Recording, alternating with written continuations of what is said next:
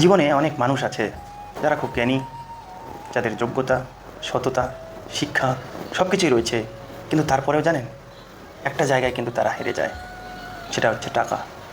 আজকের এই ভিডিওটিতে একটা কঠিন বাস্তবতা রয়েছে। সব জায়গায় যোগ্যতার মূল্য সমান হয় না।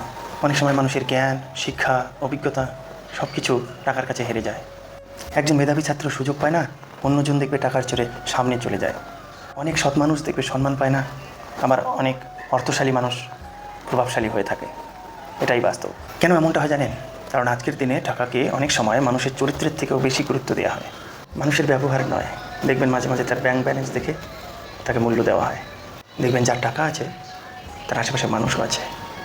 অনেক সময় তুমি ভালো মানুষ হয়েও তোমার যদি অর্থ না থাকে, তাহলে তোমার কষ্ট কেউ বুঝবে না, তোমার পাশেও কেউ থাকবে না। এবার প্রশ্ন আসতে পারে যে টাকাই কি তাহলে সব কিছু? উত্তর না। কারণ টাকা দিয়ে সুযোগ কিনতে পারো, শান্তি কখনো কিনতে পারবে না।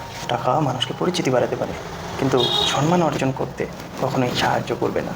জ্ঞান, শিক্ষা এবং ভালো চরিত্র এগুলো হয়তো দেরিতে ফল দেয়, কিন্তু অনেক দিন সেই ফল টিকে থাকে। টাকার গুরুত্ব বুঝুন, কিন্তু টাকাকেই সব কিছু ভাববেন না। নিজের শিক্ষা, দক্ষতা এগুলো সব কিছু বাড়ান। শর্টকাট নয়, সৎ পথে এগিয়ে যাওয়ার চেষ্টা করুন। টাকা সাময়িকভাবে জিততে পারে, কিন্তু মনে রাখবেন দীর্ঘদিন ধরে একমাত্র আপনার চরিত্র, কর্ম এগুলোই কিন্তু সঙ্গ দেবে। কারণ টাকা মানুষকে বড় দেখাতে পারে, কিন্তু ভালো মানুষ বানাতে পারে না।